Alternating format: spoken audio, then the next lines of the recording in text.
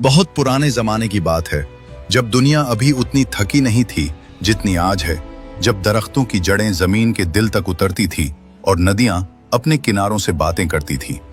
उन्हीं दिनों पहाड़ों की गोद में बसे एक शहर का नाम था सुल्तानपुर। ये शहर न बहुत बड़ा था न बहुत छोटा, लेकिन इसकी शोहरत दूर दूर तक फैली हुई थी।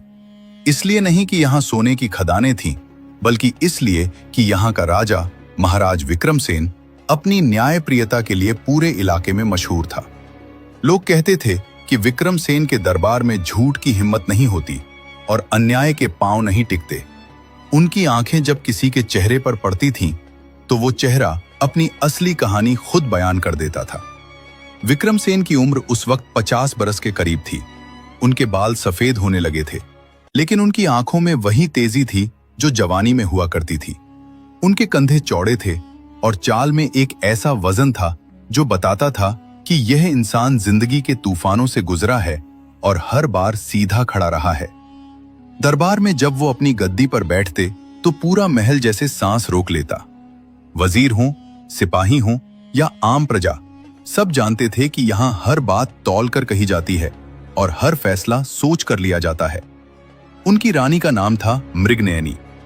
नाम की तरह ही उनकी आंखें थीं, बड़ी, गहरी, और उनमें एक ऐसी रोशनी थी जो सिर्फ उन लोगों में होती है जिन्होंने जिंदगी को करीब से देखा हो।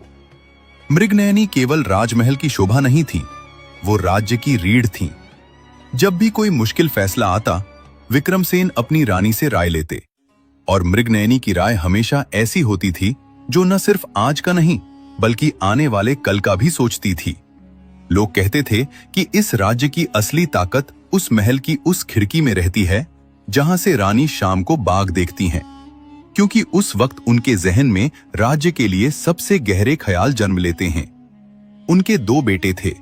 बड़े का नाम था रणवीर, जो नाम से ही पहचाना जाता था। लंबा, तगड़ा, तलवार चलाने में माहिर और युद्ध नीति में पारंगत। रणवीर के बारे में पूरा दरबार यही सोचता था कि अगला राजा यही होगा।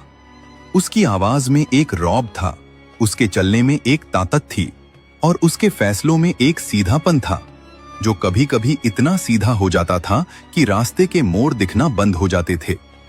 रणवीर को लगता था कि राज्य चलाने के लिए ताकत चाहिए और ताकत ही सब कुछ है। छोटे का नाम था समरथ।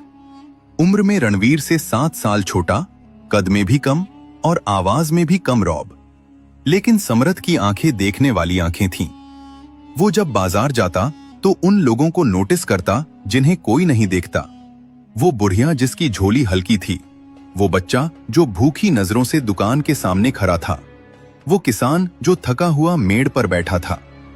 समरथ के बारे में दरबारी धीमी आवाज में कहते, यह राजकुमार नहीं, कवि है। लेकिन राजा विक्रमसेन समरथ की आंखों में कुछ और देखते थे। वो अक्सर रात को रानी से कहते, मृगनयनी, रणवीर तलवार जीत सकता है, लेकिन समरथ दिल जीतता है, और राज्य दिलों से चलता है, तलवारों से नहीं। यह बात रणवीर तक पहुंची थी, जैसे महलों में हर बात पहुंच जाती है।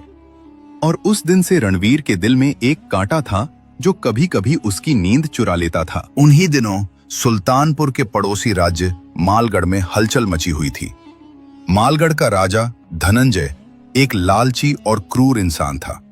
उसने अपने राज्य की प्रजा पर इतने कर लगाए थे कि लोगों के घरों में चूल्हे ठंडे हो गए थे। जो भी उसके खिलाफ आवाज उठाता वो जेल में पहुंच जाता। मालगढ़ की सड़कें उदासी से भरी थीं और उसके बाजारों में रौनक की जगह डर था।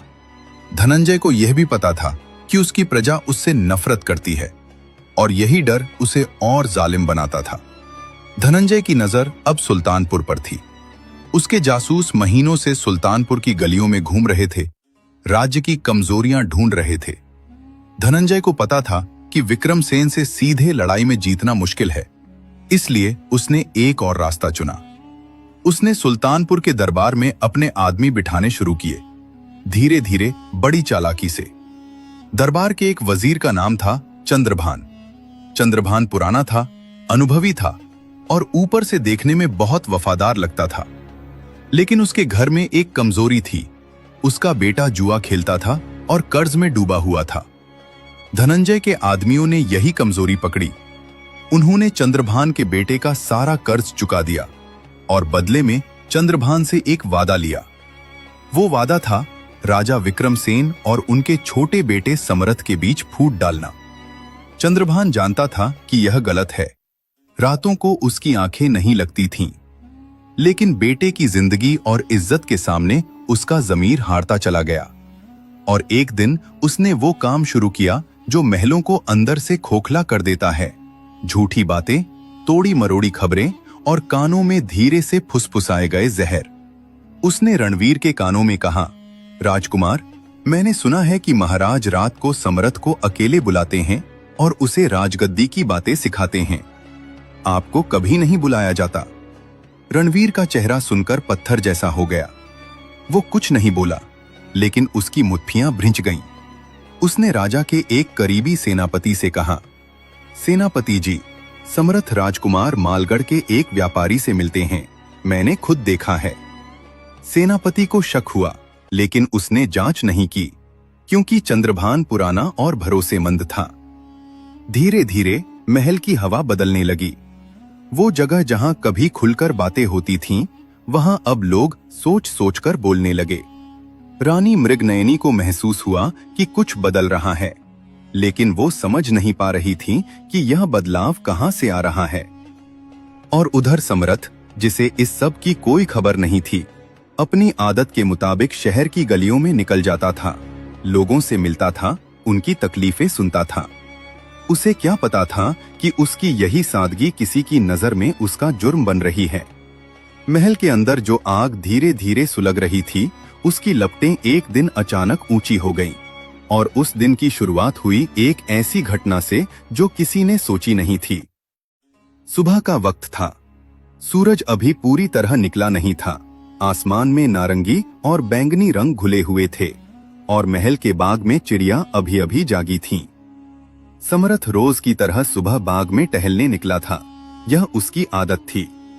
वो पेड़ों के पास जाता, फूलों को देखता और दिन की शुरुआत में अपने ख्यालों को सुलझाता। उसी बाग में एक कोने में एक बूढ़ा माली काम करता था। नाम था हरदेव।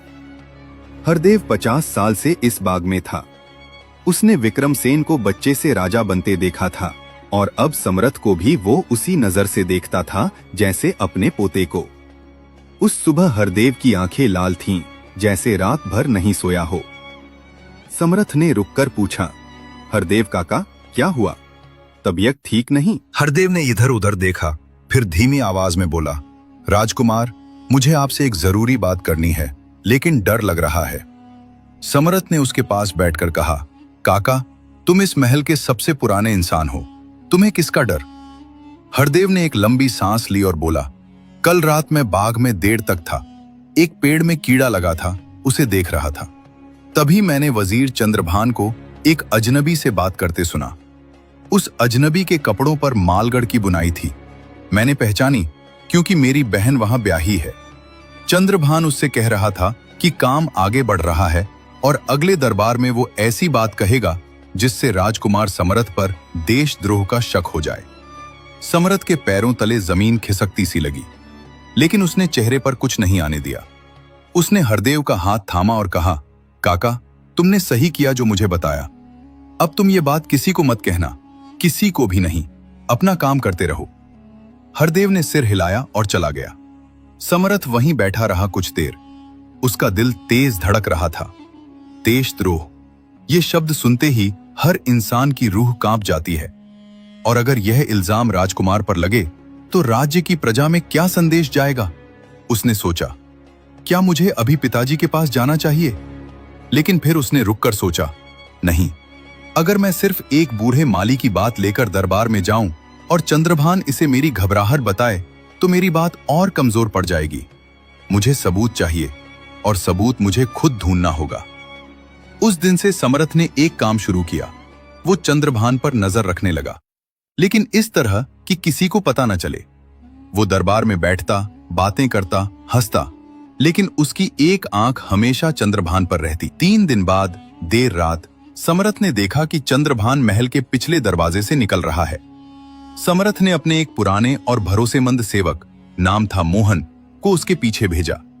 मोहन 1 घंटे बाद लौटा और उसने बताया कि चंद्रभान शहर के एक सराय में गया, जहां उसने एक आदमी से मुलाकात की और एक छोटी सी पोटली ली।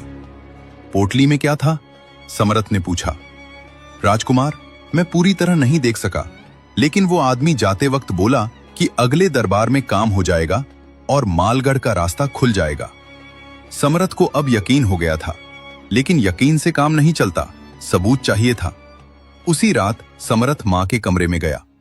रानी मृगनयनी देर रात तक जागती थी, ये समरथ जानता था।